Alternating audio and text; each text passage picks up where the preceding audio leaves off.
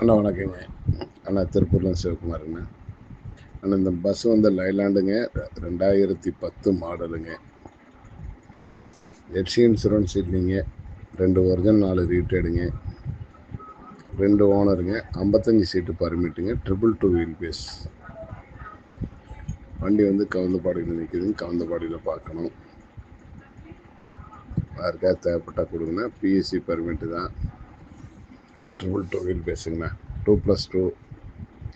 நல்லா இருக்குண்ணா, வண்டி நல்லா இருக்கும், இன்ஜின் நல்லா இருக்குண்ணா. யாருக்காவது தேவைப்பட்டா கூப்பிடுங்கண்ணா.